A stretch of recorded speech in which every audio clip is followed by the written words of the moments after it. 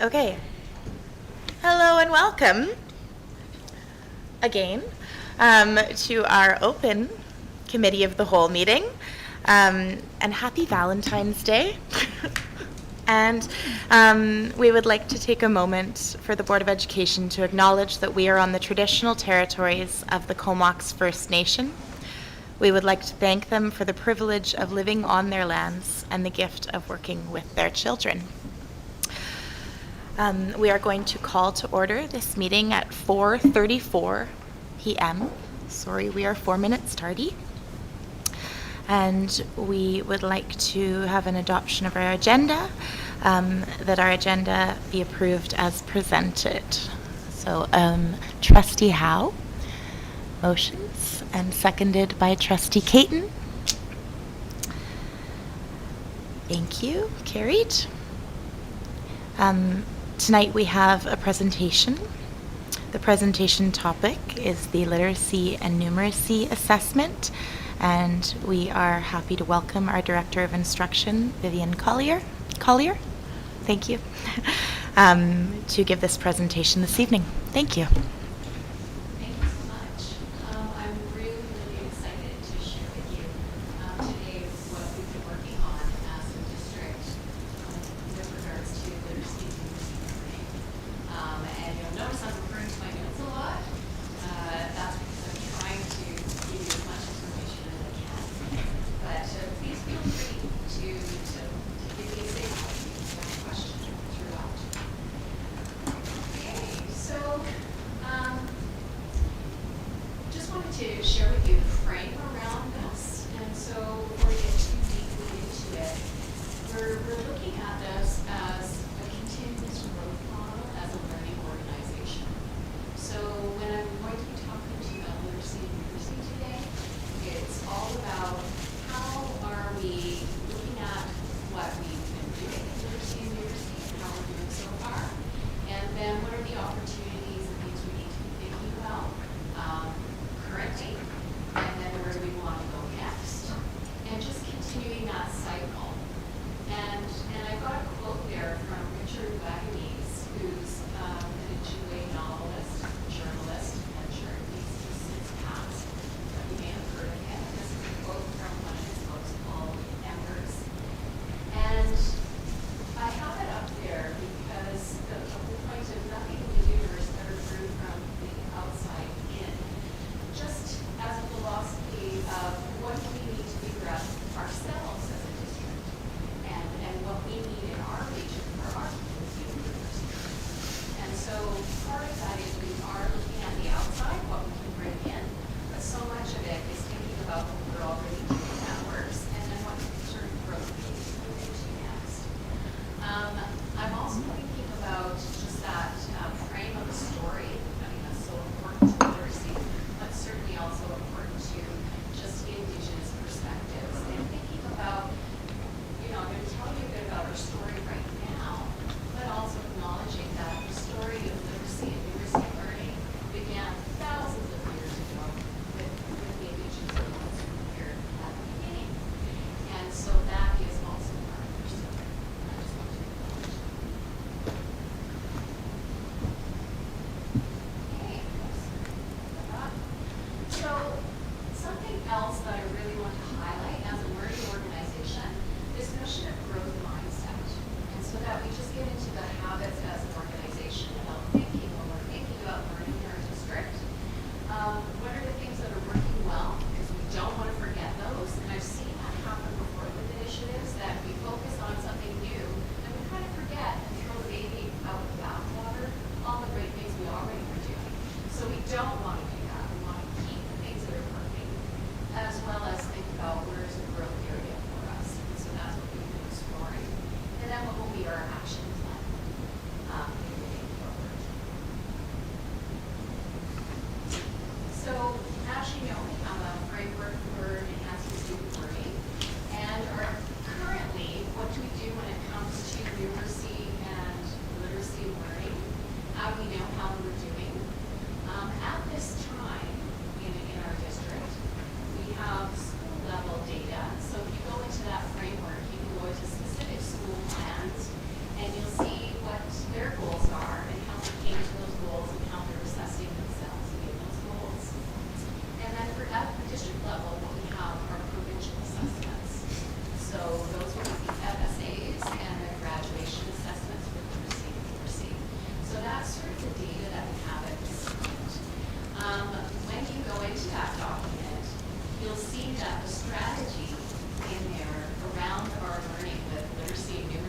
actually developing this framework. And the thinking behind that is that those provincial assessments give us one point of data, and it's a snapshot in time.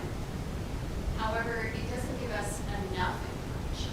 And so what it does tell us is, yeah, we need to be working on something, but it doesn't give us the specifics about what is that we need to be working on. So that's part of the reason that we're working on this framework. Yeah, so I basically told you that we're working on this framework as part of our strategic action. It's important to note that learning frameworks are actually research-based and evidence that systems can improve in learning. And so that's really the point behind them. So you'll see here, for example, students demonstrate improved learning outcomes in schools with a coherent and systematic application of an instructional framework. Teachers are able to reinforce the same ideas, use similar language in communicating those ideas, and know how to make links to previous learning for their students, all of which foster success in their learning. And educators develop stronger professional communities when they use common instructional frameworks. It supports teacher collective efficacy, and it's the most influential indicator of how to improve student achievement. And so I'm going to just elaborate that a little bit. Collective teacher efficacy turns out to be the #1 strategy for improving learning outcomes in a large system.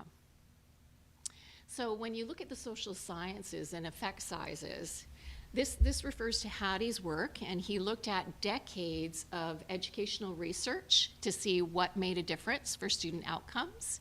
And within that, he came up with collective teacher efficacy having an effect size of 1.57. So in the social sciences, and education will fall under that, anything of 0.8 or higher is significant and something we should be doing because it shows that it works. Something of 1.57 is off the scale. It is incredible as a success indicator. So part of this framework work is building this collective teacher efficacy together. And you can see there what the characteristics of those things are. So as we're developing this framework, we're also establishing some of these structures and the ways that we approach our learning.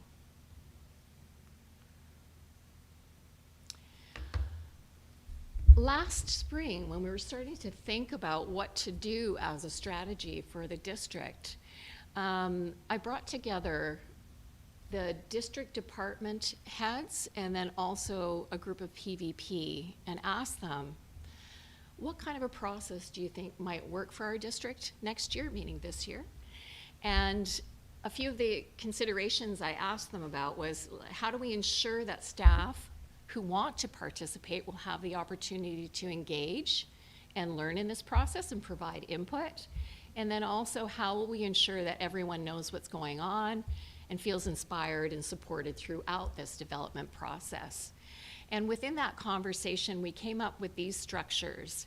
So we've got district working groups, one for literacy and one for numeracy, and they work together to gather and review information and are providing advice around what that draft framework will look like. We also included after-school information sessions that were open to everyone. So everyone could come and watch the presentations that we watched. And also we had opportunities for reflection and then collected all of that input from everyone who attended. So that was the working group members as well as other teachers around the district who were just interested in these topics. And then we have regular communications through our structures, for example, staff meetings, curriculum support teacher sessions. We've met with the student advisory, and there may be other opportunities as well as we go. So this was the timeline that we developed with the district leaders and the PVP who are giving us advice. And you can see it started even at the end of last year with a meeting with that group to develop a process. And then we did also gather information from the different district departments and each of the schools. So we already had some things to work with when we started in the fall. And we've already been through a process of after-school sessions that I'll speak to in a moment, so you can get some information there. And we're currently right in the middle of a subgroups meeting to draft based on what we've been learning. So this was the feedback that we got from the schools in May when we asked them, in developing the literacy and numeracy frameworks, what factors do we need to consider? And when you look at that list, you can see a lot of the ideas that were already brought forward by the research on collective teacher efficacy. So the research is telling us that, but so is the field. They're really appreciating and wanting this sort of a common framework and a way to look at it, literacy and numeracy learning systemically. So all of this has been shared with the schools as well as with the working groups. We also shared this information with them, also gathered from the schools, about how do you see a district framework helping you in meeting the literacy and numeracy needs of your students? And here's what they told us. Again, many of these aspects that they're recognizing are what we know about collective teacher efficacy research.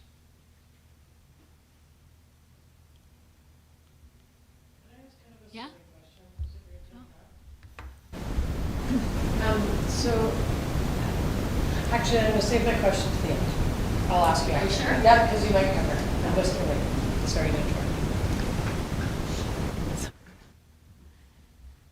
And just some other additional considerations that I shared with the working groups. I won't outline all of them, but I'll highlight a couple. Student-centered, so important.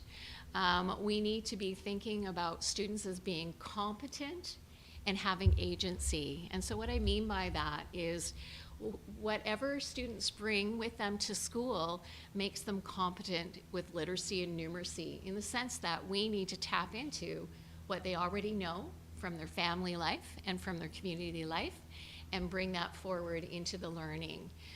The agency piece is about making sure that it's the students who are doing the work of the learning, and that they have the opportunity to be doing experiential learning, so actively engaged in their learning. My question is regarding the, on the same topic of sort of centering around the students. Is there, you may have mentioned this, so if I missed it, is there youth representation within the working groups? There is Physically? in the working groups, but No? you'll see we've been gathering information from them, Okay. from students. Cool, Yeah. thank you. Talking about student-centered strategies, and I'm going to go to an example with my youngest. When it came to his literacy skills, if it was a subject that he liked, he was willing to learn. But if it's a subject that was given to him, like if you give him something about cars or trucks, he was right in there. But if it was about something like dinosaurs or something else, he couldn't care less. So I'm wondering how, with that student-centered, how are you looking at those students that maybe it's not a passion for theirs? Are you looking at what works for them over what we want to teach you type of, do you know what I mean? It's what, in the big picture, I'd say it's a balance. And so what you speak to is critical around learning to read, for example, that the more background knowledge and passion you have around a topic, the better that you can read it and understand it. So we know that having personal choices within reading is critical to learning how to read. Then there's also the balance of, well, there's some things that you have to learn to read even though it's not as fun for you. And so it's about making sure that there's enough engaging material for kids to engage and improve their skills, so that when they're reading less interesting things, they can do it, maybe not have as much fun with it, but they can actually do the work of it. Does that make sense? It does. Yeah. It actually makes them maybe more interested in the part they don't like. Exactly. And they can manage it then, right? Yeah. There's, of course, integrating the First People's Principles of Learning and core competencies, which are critical to our curriculum. And that whole notion of having supports to multiple learning systems. So whatever we know needs to happen at the classroom level for effective literacy and numeracy learning, we should see a version of that and support of that throughout the whole school, and then also at the district level. So I wanted to share with you a few provincial directions that kind of are guiding us and that we're digging deeper into. So with the curriculum redesign, at the core, at the foundation of all of it are these 3 key themes, and they're all K to 12. One of them is core competency development, and we're working on that, we're continuing to work on that, and it's part of our new student reporting policy. And then there's the literacy learning and the numeracy learning. Some other new things that have been influencing us and we've been thinking about is this notion of the expanding early years. And so, as you know, we have early learning in our schools and in our community, and we're very connected as a district with our community around early learning initiatives. Well, that's expanding.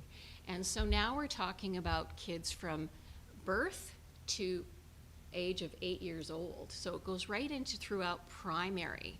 And so as we're thinking about this literacy framework, we also need to consider that. How does it fit with the early learning framework and what we know about how kids learn through play, and where does literacy and numeracy live in play? So we've been talking a lot about that as well.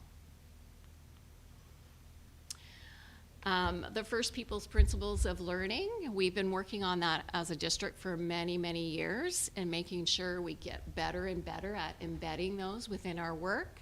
What's new for us in relationship to this topic is that we've just embarked as a district on the Equity Scan project, which seeks to improve learning outcomes for our Indigenous learners. And so throughout that, there will be lots of opportunities to reflect on how we're doing when it comes to different areas, one of which is pedagogical core, which is all about teaching and learning. And so that is a question that will be ongoing, and we'll be exploring that for a while. So whatever we do with our framework, we need to make sure that we keep some space available for that, some flexibility to incorporate things as we're learning new things into that framework around Indigenous ways of knowing. It's not a question. I just wanted to make sure Trustee Waite and Trustee Masack were aware. We can't really see if they were to have a question, which you've welcomed within. So if they do, either maybe Josh can let us know, or they can just acknowledge. We would see the yellow hand. Okay, thank you. Sorry, I just felt bad. My question is around making space for Indigenous knowledge and practices in meaningful ways. Can you share with me some of the ways that that's being done right now? I can share what we've been talking about. You mean like with the conversations we're having? Right. Well, yeah, because if we're, I know that there are some things that are happening in the district. And my question is around, the scope and the scale of this framework. I'm thinking that there's a difference between holding space and having something at the core being a focus. And in light of our work with the Equity Scan, in light of our work in strategic priorities, not just for this district, but the ministries, in terms of FESL and the importance of truth and reconciliation and equity. My question might be, would there be a possibility that this, instead of making space or holding space for these ideas, is that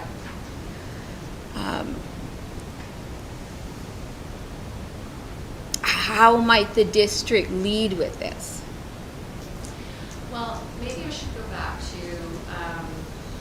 it's a very good question. So I should go back to some of the details around who's in the working group. So right from the very beginning, we have about 50 people involved, actually more than 50, between the two groups.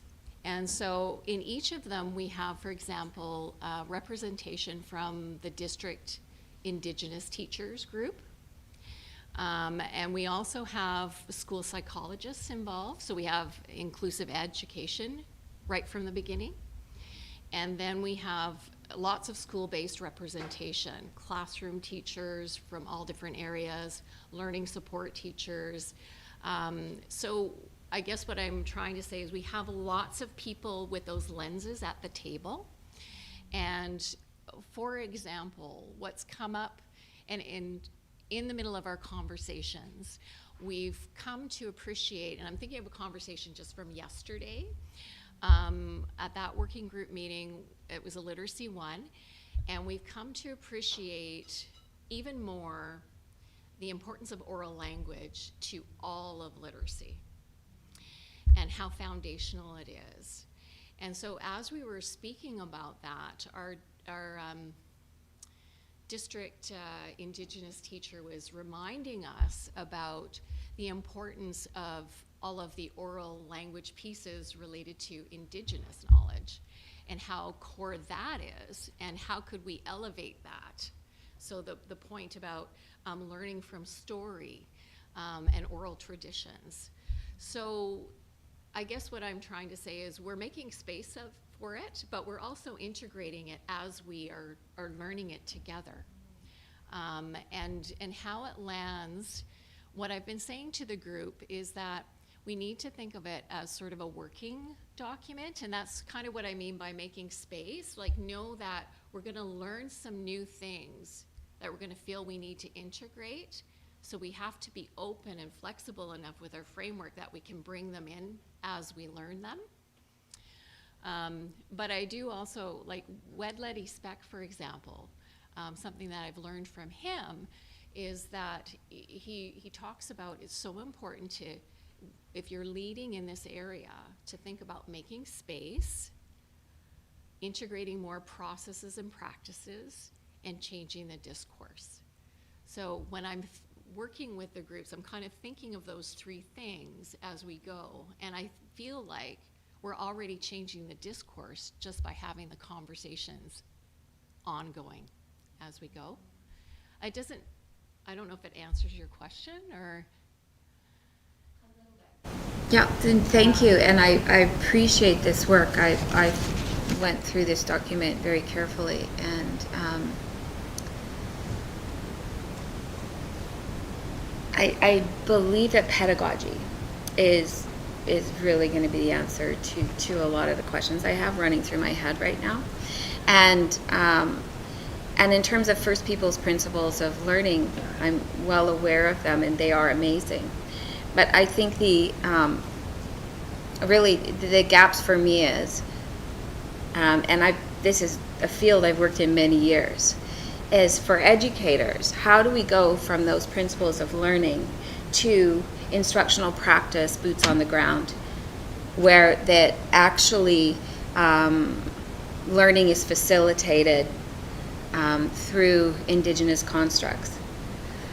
So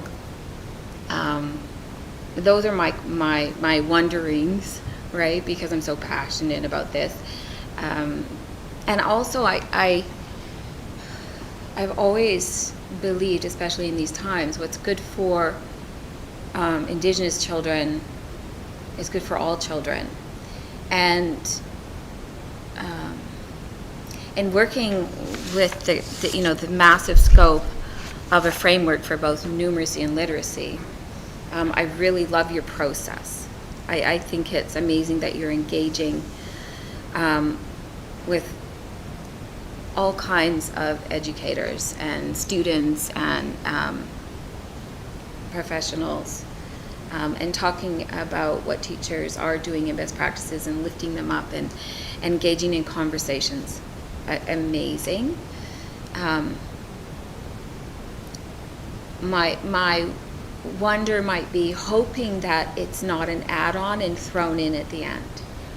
Is that if there's a sense at the core, in the center, that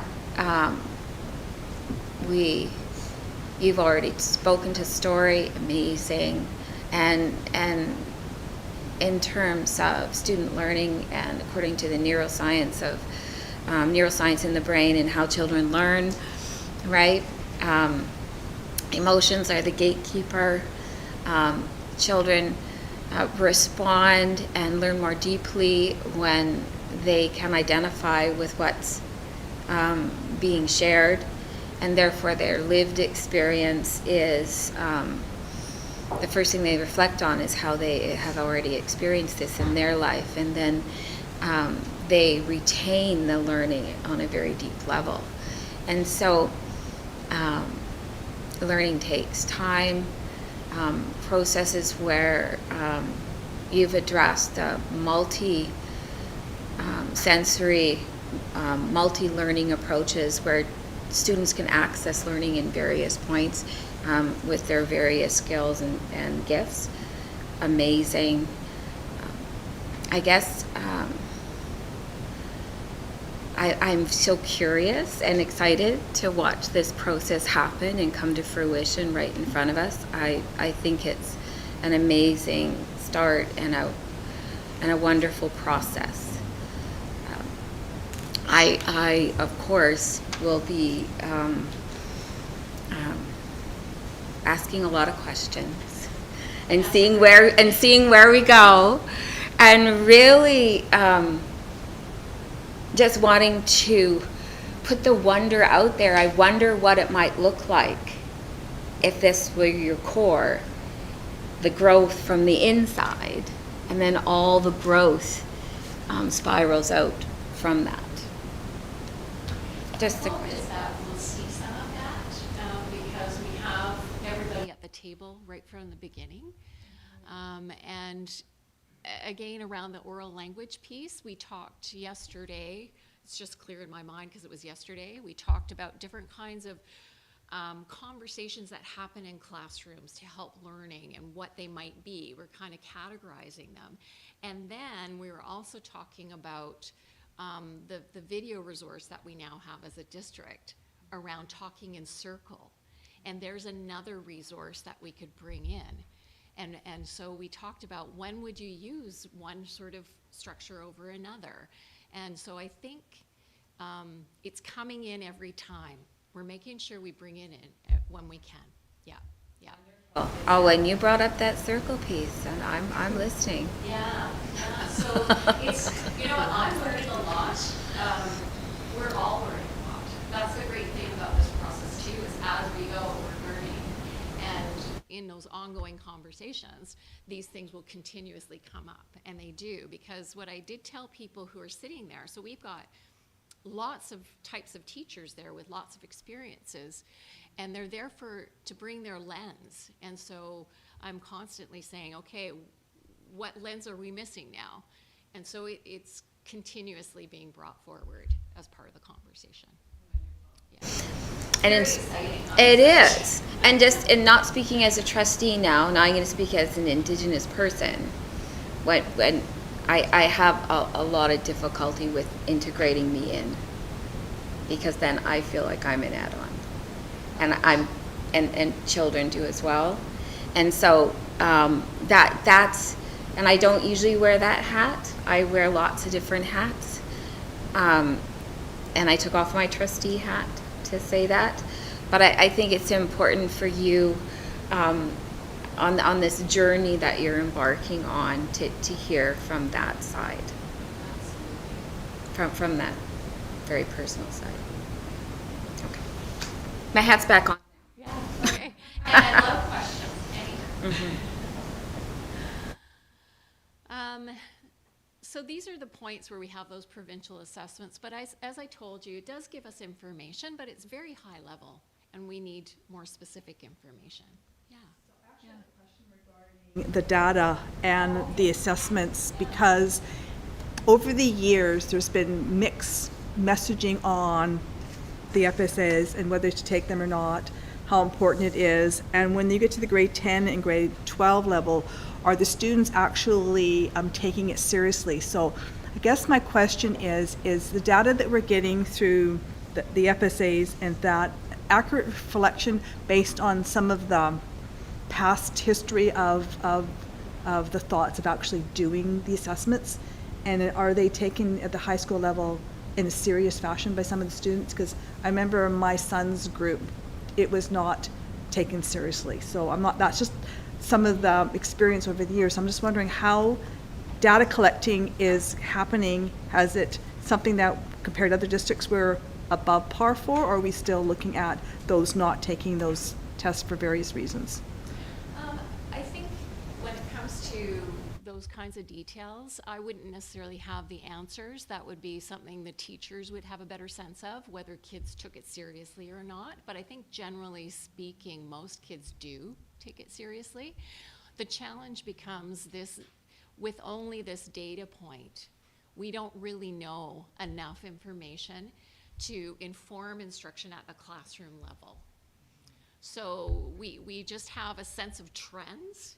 Provincial data like that is really helpful for looking at trends over time, but it doesn't get honed in enough to tell us in a fine-grained way, what do you need to work on in capacity building as next steps. So that's part of the reason we need this framework, is we got to think of some other ways to check in with the system and see how we're doing. The other thing you should know about is that there's K-12 literacy and numeracy proficiencies being developed. And so that's a new area. We used to have performance standards and they were a different kind of focus, and now we're trying to align our literacy and numeracy with the redesigned curriculum. Last year we had a team of 30 teachers, K-12, trial them and give feedback to the ministry. They're still in draft, but we're continuously monitoring that because we want to make sure whatever we do is still in alignment with all of that. So just so you know and what literacy definitions look like, you can see at the top there, that's the definition we have right now as a province when it comes to the provincial assessments.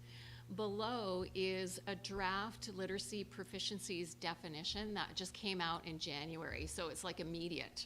It's just new. But the key thing is applied. It's all about applying the skills and knowledge you have to reach your personal goals. Same can be said about numeracy.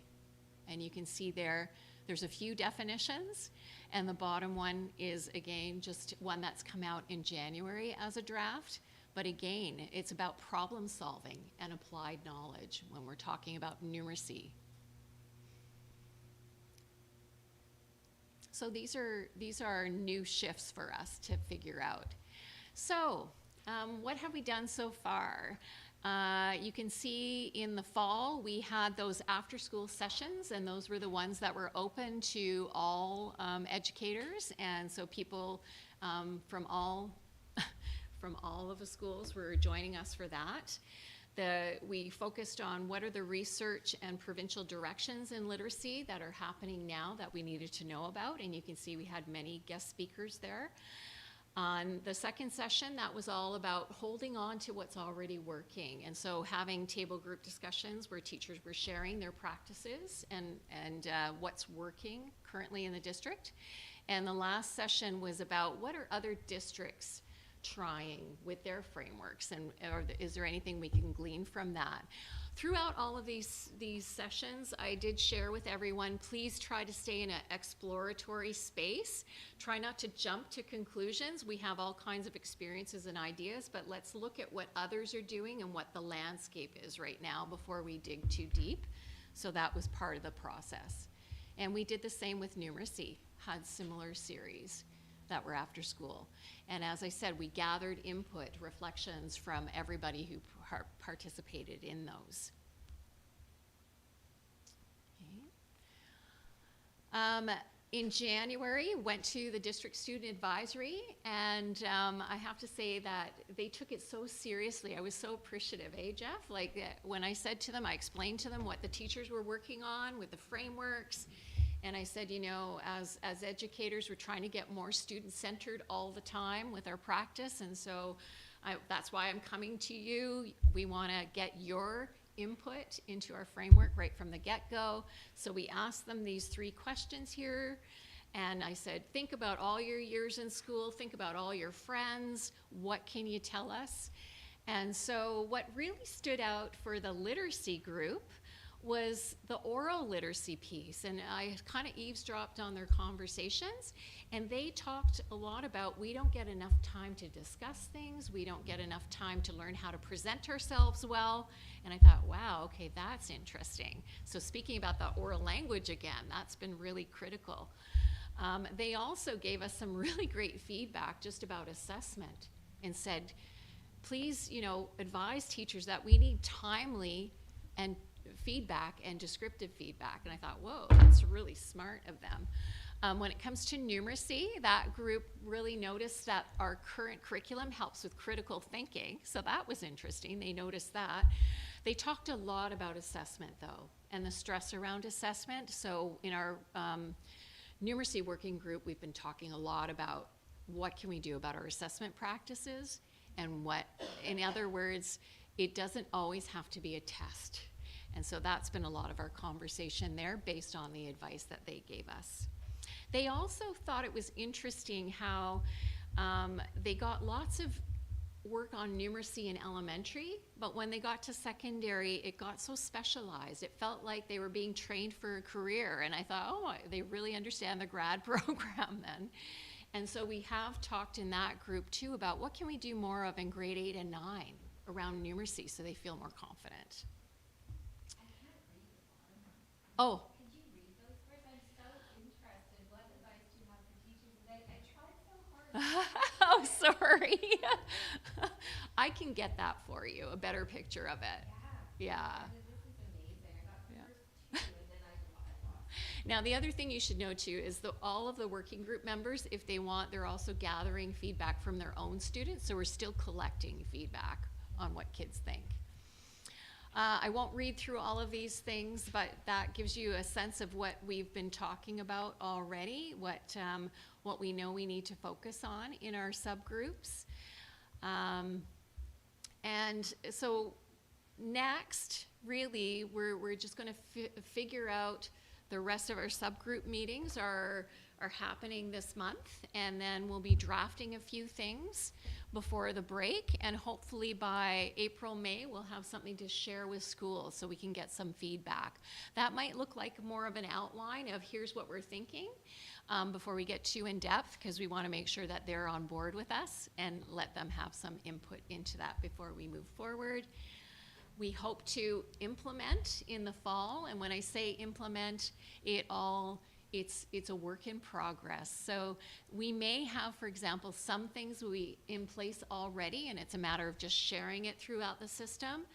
There may be other things we don't have in place, and so part of implementation may look like us finding those things or developing them ourselves. So it's hard to predict yet at this time.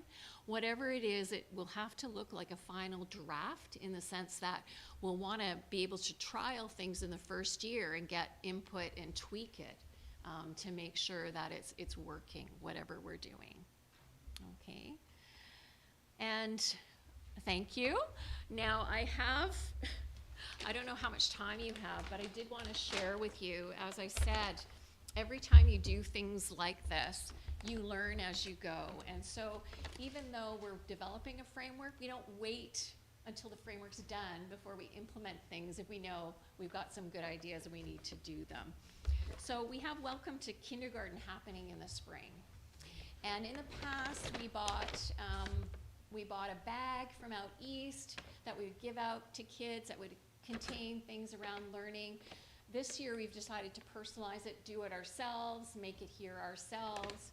And so some of the interesting things you'll see when we're talking about literacy and numeracy, Monique Grace Smith, who is an Indigenous author and also counselor and wonderful speaker. She writes lovely books, and in the spirit of heart and Valentine's Day today, I thought you should know we got the book I Hope for all the kids coming in, that talks about a very optimistic view about what we want for our learners, and ends with, it talks about all the things that she hopes for kids, and then ends with asking, what are your hopes? And just that opportunity for kids to share what's important to them. We have, our print shop is great because we can print so many materials that are needed. And so we have things like books that show kids what does school look like, kindergarten look like. And so these, we also share extras of these books with the Child Development Center, and then also with the Immigrant Welcome Centers, because kids might be coming from other countries that don't have schools that look like ours. So how do they get introduced to what that looks like? We produce also our own little readers for kids. And so, like, how many? Pictures with numbers and getting kids thinking about what we call 10 frames, which is part of the mathematical decimal system. Places we can go, so all about our region, what it's like here, and kids will recognize places. Or there's also a map in one of the books that shows how you can get on the bus, because it's free up to a certain age, and go visit places. We've got French immersion versions for kids who are going to learn French. We've got these build a story cards. And so in here, because you know what, literacy starts before you have a book. And when you start hearing stories, and that joy of hearing about stories from your family and having someone read to you. And so in here are ideas about how can you build your own story with your child, and little pieces that they can collect and create their own stories to share. Writing materials, because we can write anywhere, all over the place. And ideas for parents on things they can do for play in getting ready for school. So just to get them excited and introduce them to the system. So, I don't know if there are any questions. Something that I got from also my other hat that I would say is really nice opportunities. At least my colleagues and I and our center certainly use the Welcome to Kindergarten packages and work with them prior to those children starting kindergarten. Have a couple extra copies and want to provide them to some of the early learning centers around.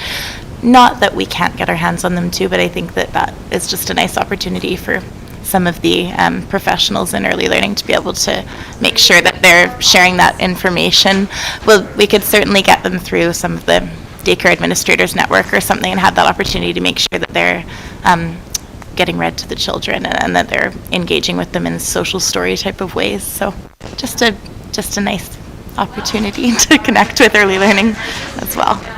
Our new district principal of early learning and childcare is Yes. already, again, Jackie is also working on these bags, but she's already connected with our district principal for inclusive ed, and talking about how they can streamline some of those Transition activities, as well as she's talked to the Indigenous Ed Department, and the ISWs this year will be connecting with families that identify with Indigenous heritage in the spring, in April, May, rather than September. So I guess what I'm trying to say is, even though we're building a framework, we're also enacting the framework as soon as we know something's going to be working, right? So, yeah.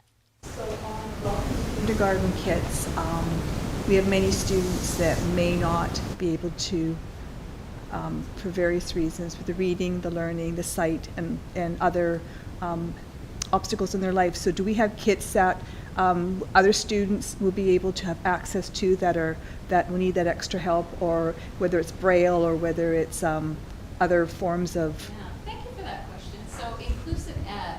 does provide other materials. And so, for example, that Welcome to K book, they have other versions of that for kids who may need something different. And there's also books that are specific to specific schools. So, for example, a child who's transitioning into school but might not feel comfortable in that sort of an institution, they can have that book to review, but also come and do tours of the school beforehand and get comfortable there. So there are things that department does do for children with unique needs who might need something different.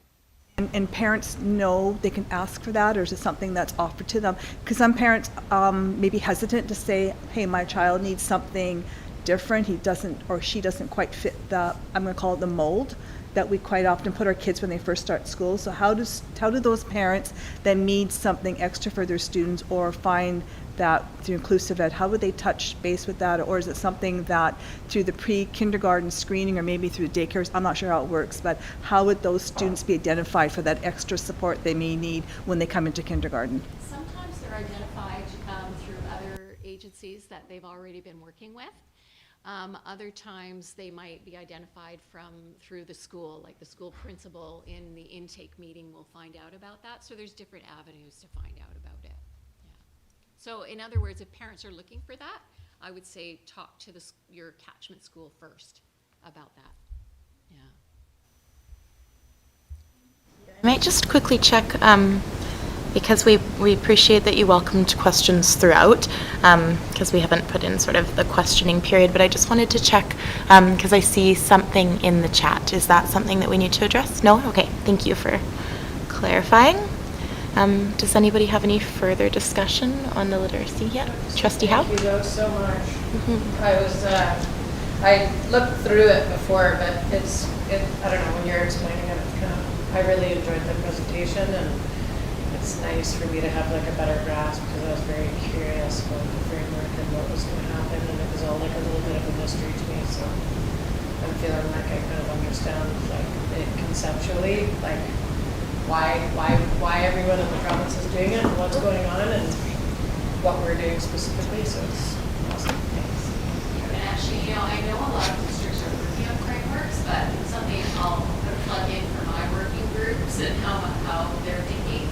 I'm really proud of how They're thinking boldly, and they're also thinking about a fulsome literacy perspective and numeracy perspective. So meaning some districts are really honing in on reading, but we're looking at the whole picture. And I think the oral language foundational piece and the Indigenous perspectives that come with that are going to really serve us well. Yeah. Happening really fast. It's amazing. I just want to say I am so happy that this is happening because not just literacy but numeracy is of utmost importance in today's times, especially numeracy sometimes receives a backseat to literacy. But in terms of early learning and an assessment tool prior to grade 4, other than the FSA and a district-wide K-1 early learning assessment. I know you're doing a K-12 framework or ongoing continuum. Amazing. But I think the data that can be captured from early, or in the early years, and then taking that evidence and planning instruction in order to serve the students and support their growth prior to the grade 4 FSA, I think will really benefit the student learning. So that was a question I had through another hat I was wearing with the district and wondering what we were doing. And then I learned that you were heading this, and so I think this is, I think our students will benefit greatly from this work. I look forward to sharing it with you when it's fleshed out more for you. Trustee Aldinger? One last question. Given it sounds like all districts go through this framework, is there, with the information gathering series that's the two, is there do you consult with other districts, or does the ministry suggest any of these speakers? There's a lot of speakers that it looks like you've coordinated. Was that all like done from your desk, or were you like, was there Well, collaboration with I others? guess you could say I'm very Networked. So I've just been doing this work for a long time, and so I know lots of things that are happening out there. And then I also had to review a lot. So I talked to a lot of people from other districts, and then also reviewed what they'd done. And in my conversations last year with schools, I've tried to land on things that sounded like they would resonate here. So yeah, there's so many ideas out there, but so I tried to pick ones that seemed to fit for the context, but also had variety and spoke to some of the larger themes that are out there. Yeah. Really interesting groupings of speakers. So thank you very much for your presentation. All right. Seeing no further hands, yes, we thank you warmly for the presentation and the thorough explanation of the work you're doing. A thank you to the working groups. Please extend that from the board. I'm grateful to see the progress and look forward to seeing all the work to come as well. And we will move on because that concludes the body of tonight's meeting, I believe. Thank you. So we're moving on to our adjournment of this committee of the whole, open committee of the whole. Can we have a motion that the meeting be adjourned? Trustee Howe, seconded by Trustee Caton, and that is carried. Oh, Excellent. Another Thank second, you. a third. a third. Thank you all. Please. Sorry. That was awesome.